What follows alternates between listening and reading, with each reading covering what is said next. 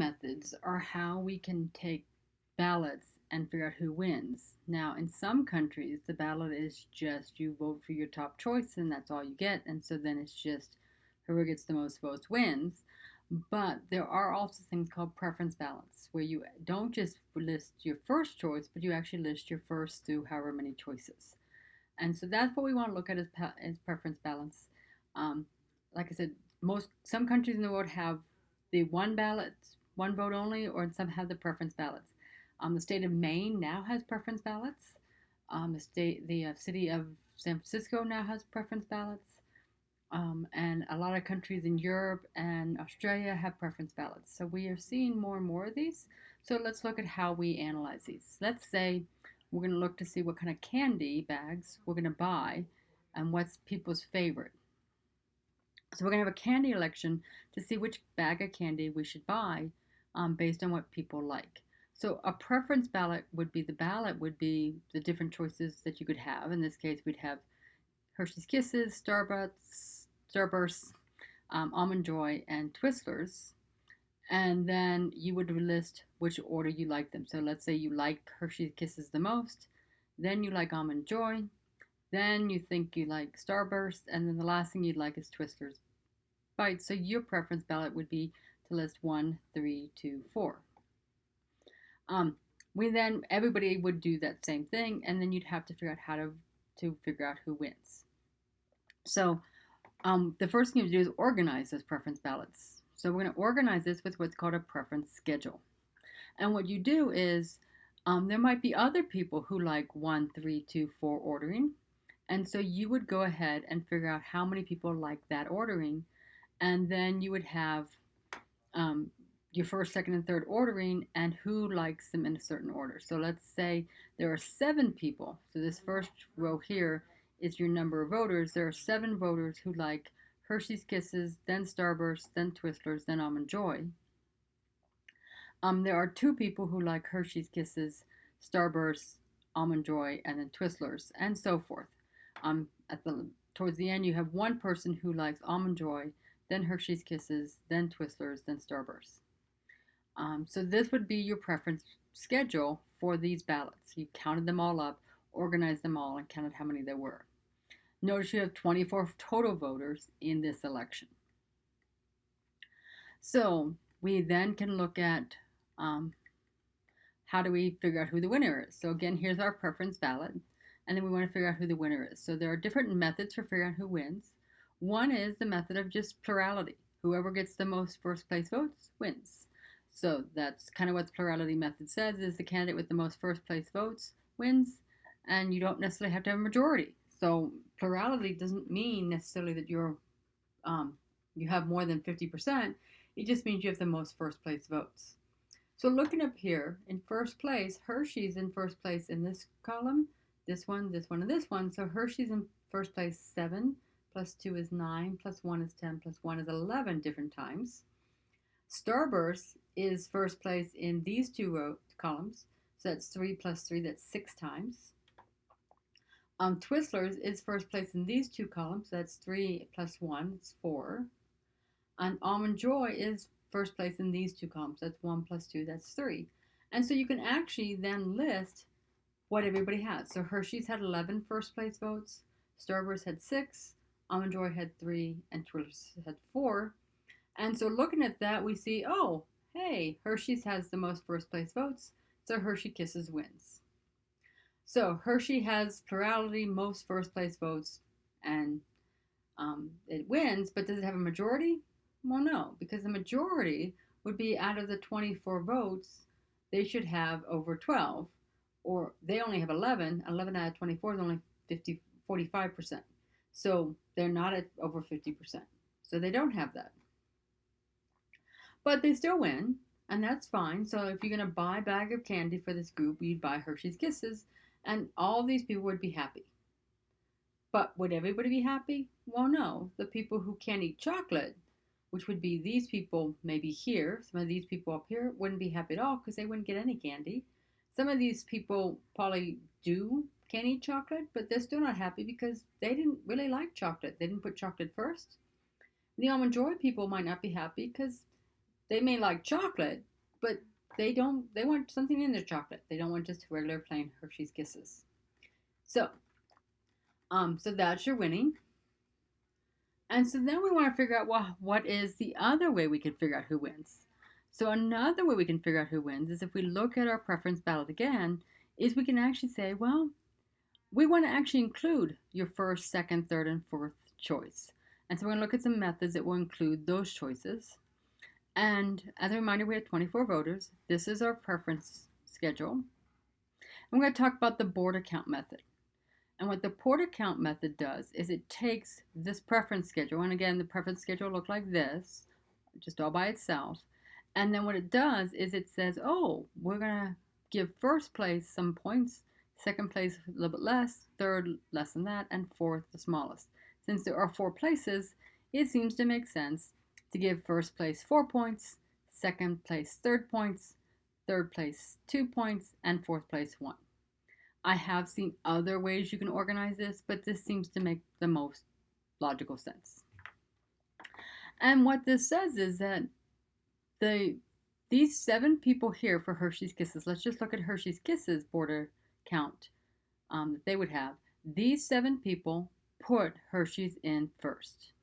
So this means that Hershey's gets 4 times those 7 votes. That's how many points they get for that spot. So 4 times 7. This 2 people put Hershey's in second place. So that in first place. So that means 4 times 2 again. This one person put Hershey's again in first place. So 4 times the 1 vote. And then this one puts it in first place. So 4 times 1. So we have 4 times 7 plus 4 times 2 plus 4 times 1 plus 4 times 1. That's for all the places it was in first place. But it wasn't always in first place. In this column, Hershey's was in second place. That's worth 3 points. So that's 3 times the 3 would be its points. In this column, Hershey's put it in second place. So that's going to be 2 times those 3 people who put it there. And in this column, Hershey's was in last place. So that'd be 1 times 3. So that's where that number comes from. This column, Hershey's is in, again, last place. So it's going to be 1 times 3. In this column, Hershey's again is in last place. So that's 3 times 1. In this column, Hershey's is in second place. So that's 2 times 3. Oh, sorry, 2 times 1. In this column, Hershey's is in second place, that's 3 times 1. And the last one, Hershey's is in fourth place again. So that's going to be 1 times 2. So those are all the numbers that we just did for Hershey's. And if you add those all together, multiply and add, you get 70 points. So Hershey's now has 70 points for their border count is 70 points. So we're going to do the exact same thing for everybody else. So we would look at the starburst and look again at where they are, figure out what place value they are in each column, and then multiply that place value times the number of voters at the top. So in this first column, they are in second place, which is worth 3 points. So it'd be 3 times 7. And then they're in second place again, so 3 times 2, and so forth all the way to the end. Add, multiply, and add that all up, you get 71 points. That's more than Hershey's. Then we go to the Almond Joy one and do the exact same thing, figure out where Almond Joy was on the list, and we get 41 for total points. And then the last one was the Twizzlers. And you do the exact same thing, and you get a score of 58. So, looking at this, by the way, if you add those all up, you get 240, and 24 times 4 plus 3 plus 2 plus 1, 4 plus 3 plus 2 plus 1 is, good question, is 11, and 11 times 24, actually no, I'm sorry, it's 10, and 10 times 24 is 240.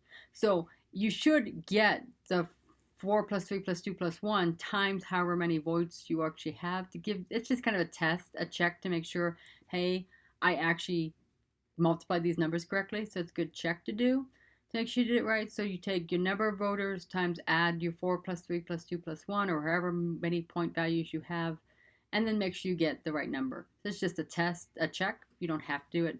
But looking at this, we see that Hershey's was a 71, Hershey's was a 70, Starburst is a 71, So that's more points. And the other two were below that. So that tells me Starburst actually wins with this method. All right. All right, so then how many border points? This is just, again, kind of that thing. If you have number of voters is 24 and you have 4 candidates, then you'd have 24 times 10 again. If you had 50 voters and 5 candidates, then you'd have 50 times 15, because 1 plus 2 plus 3 plus 4 plus 5 is 15. So you should get 750 border points. So again, that's just a test, a check to make sure that you did the right calculation. You don't have to do that, but it's just a good idea. All right, so that was a nice method. That worked out beautifully, but now Hershey's people aren't so happy because they didn't win.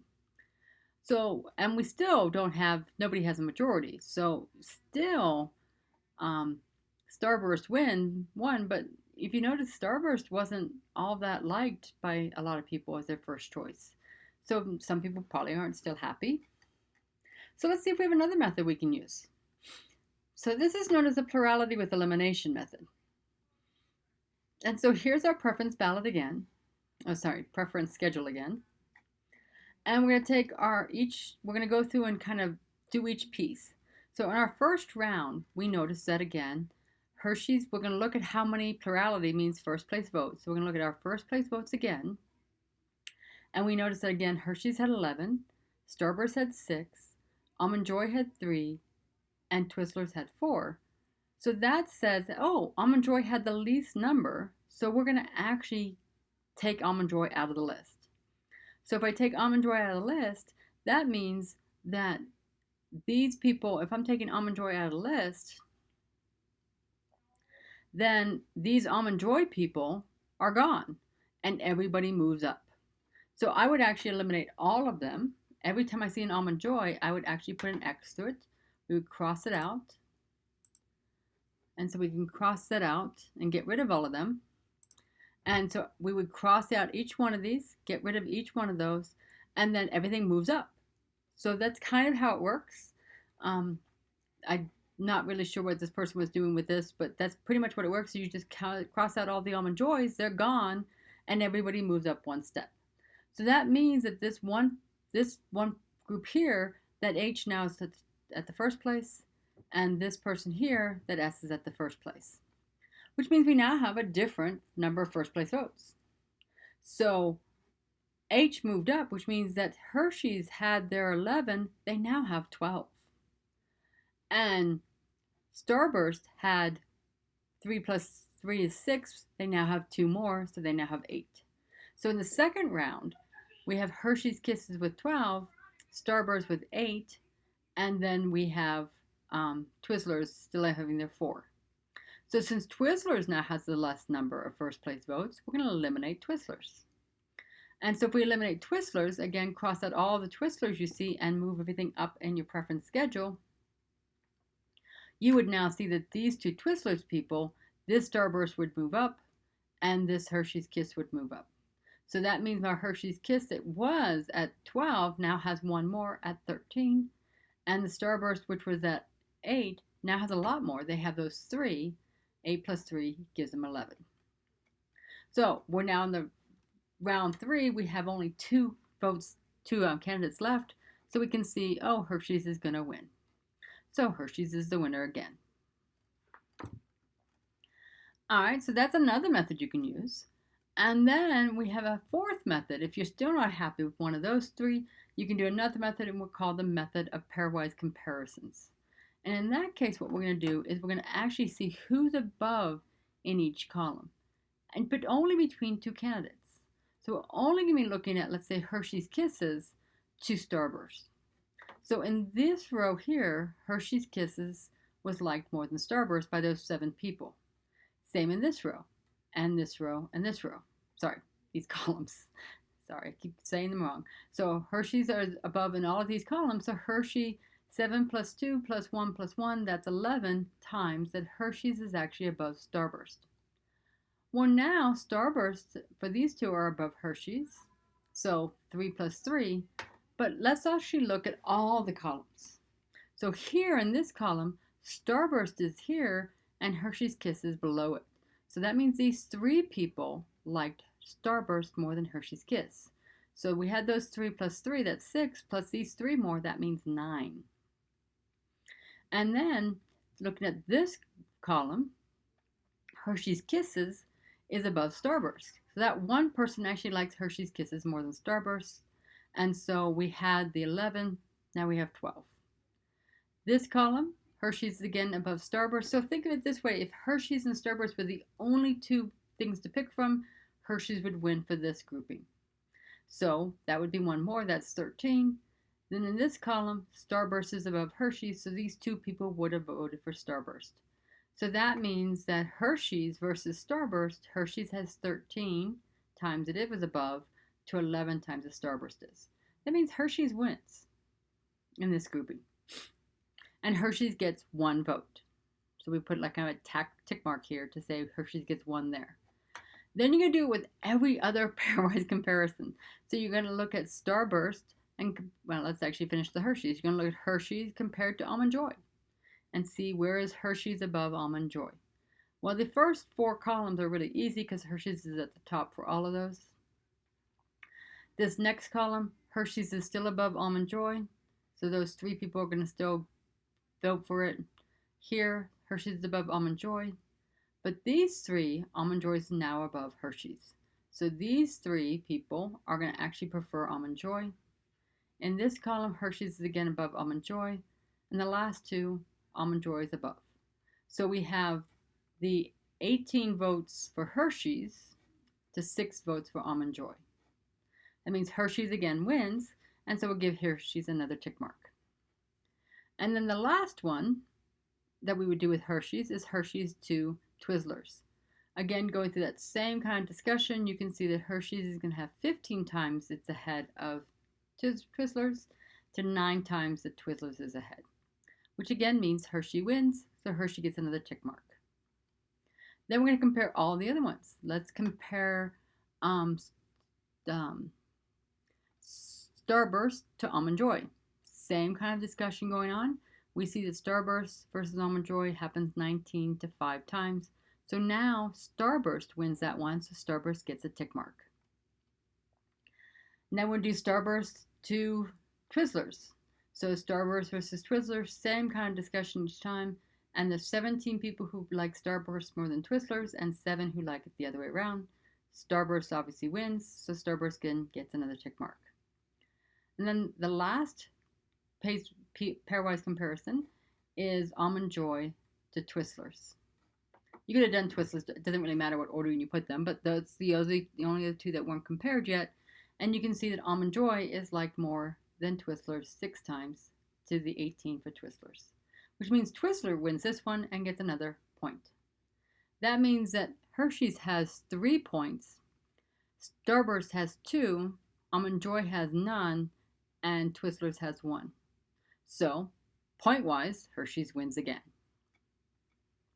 If there's a tie, so if both of these numbers are exactly the same, then each one of them just gets a half point. So you would actually have, let's say, these 2 are exactly the same number here. Instead of 13 or 11, they were both 12.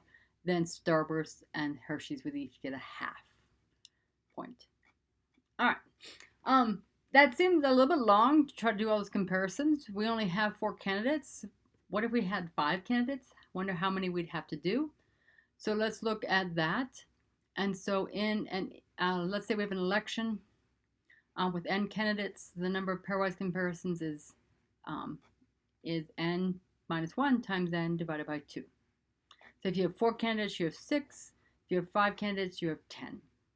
If you have 6 candidates, that's even more. 6 minus 1 is 5, and 5 times 6 is 30. Divided by 2, you're going to have 15. It's going to be really big. All right.